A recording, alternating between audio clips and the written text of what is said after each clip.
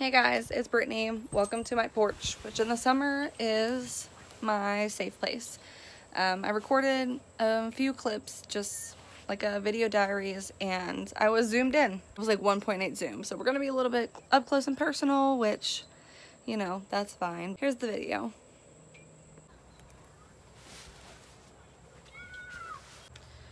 Okay, so it is Wednesday, August 4th, I believe. And you get to see a new corner of my porch today. I've been recording the past couple of days of everything that's going on with me and all my appointments and everything for having melanoma.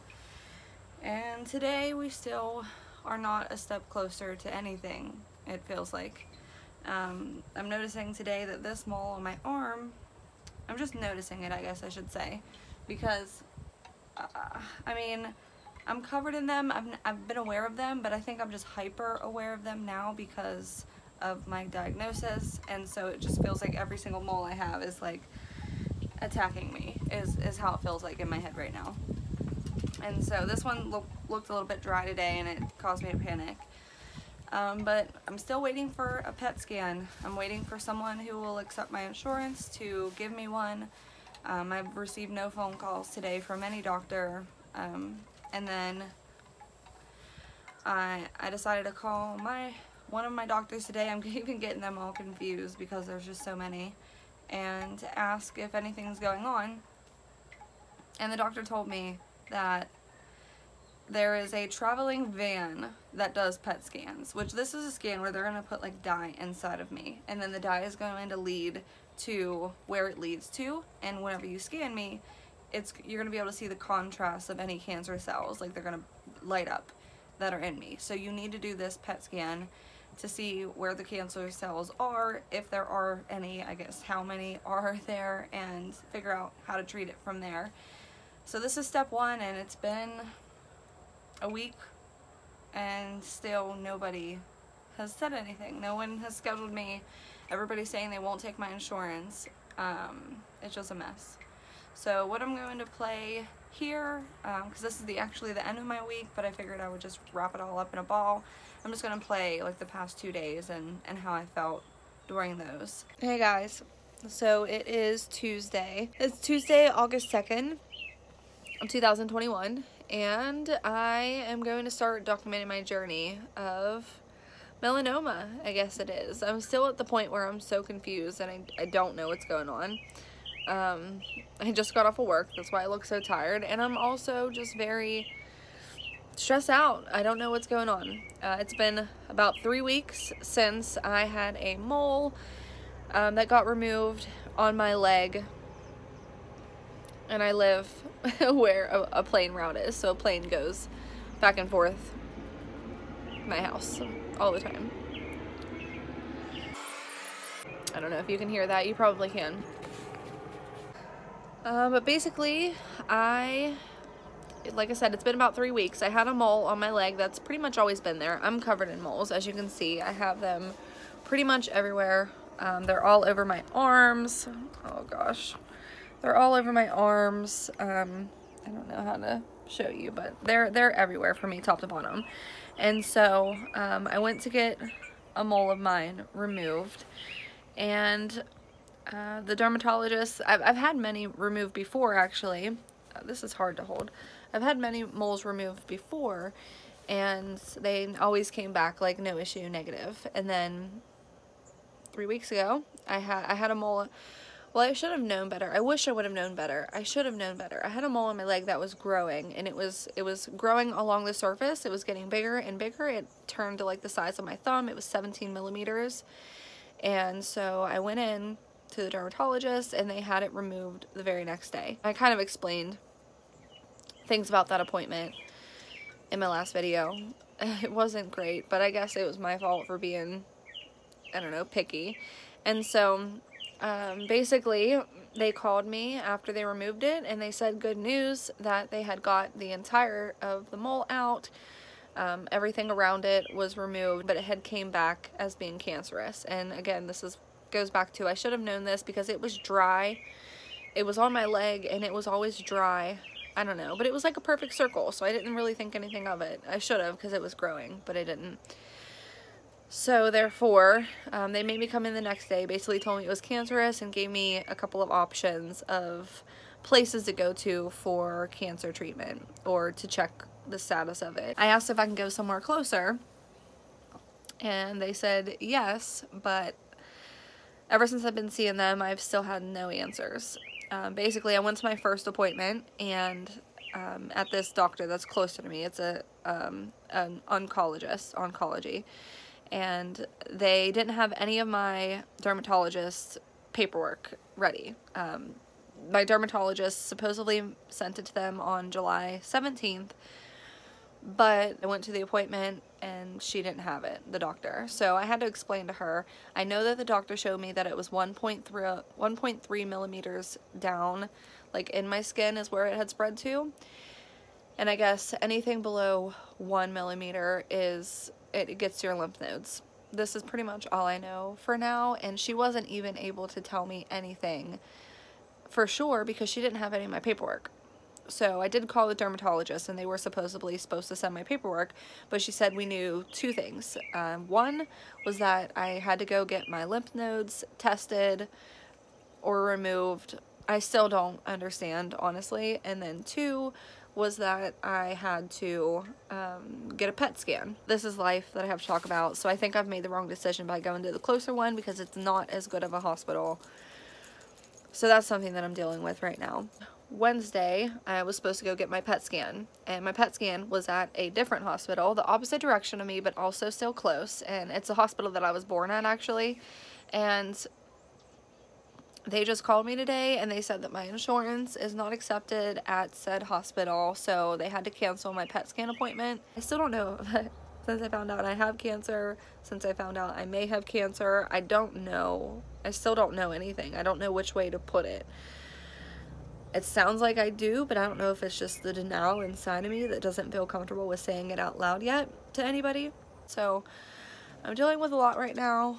I really, truly am dealing with a lot. I originally created this channel just, I don't know, I figured out I was going to do some like makeup videos, maybe hair care videos, and now it's turned into this. So at this point, I don't know if, I believe it is cancer. I'm still afraid to say it out loud, but it sounds like I do have cancer. The doctor told me that they have to do tests to try to figure out what stage of cancer that I do have, and then that's how we're gonna figure out treatment. I have a 5-year-old son who's getting ready to go to 1st grade, and I just have to be strong. I have to be strong for him. I'm the only child who lost their parent whenever they were very young. I lost my dad, I was 12, from multiple sclerosis, so I have gone through a lot.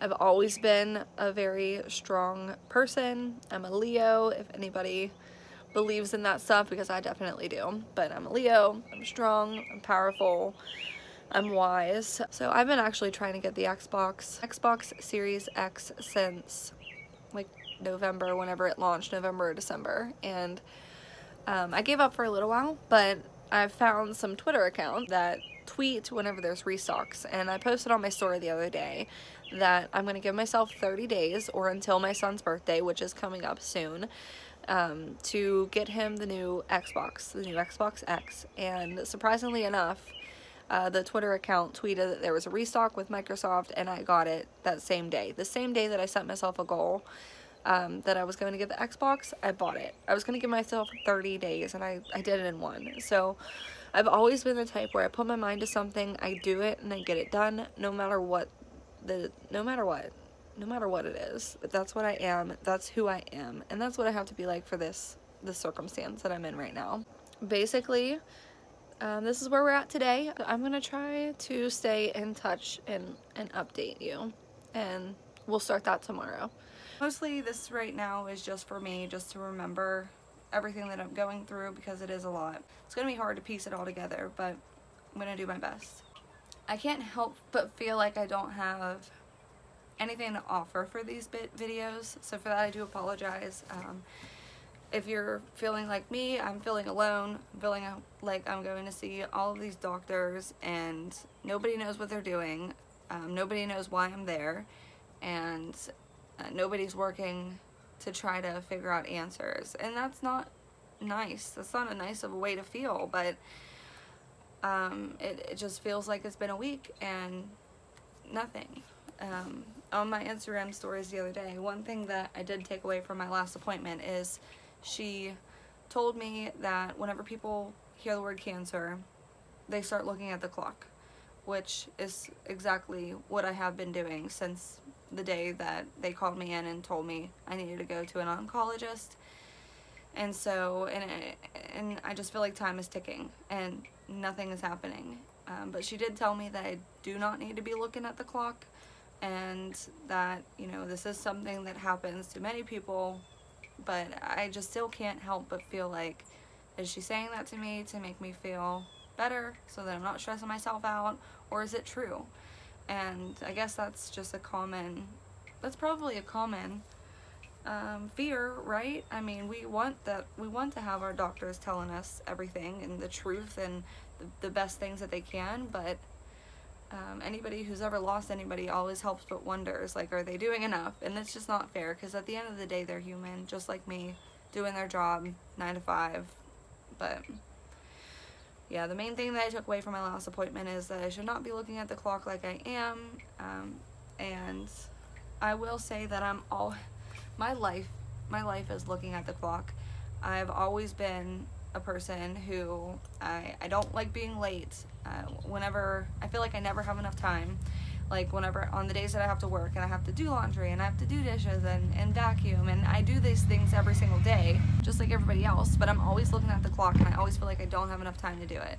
And so I'm always looking ahead to the future, like, what do I need to do next? How can I do it the most efficient way? I'm just always trying to cut time, not cut corners, because I do everything, any type of job, any project, I always finish it start to finish, but the whole time I always try to be the most efficient me.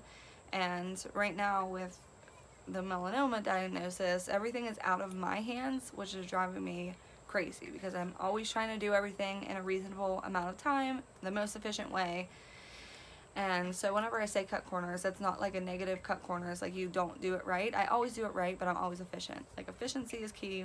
The clock is always on my mind regardless. So whenever she told me not to look at the clock, it just made me bawl my eyes out, because I'm always looking at the clock.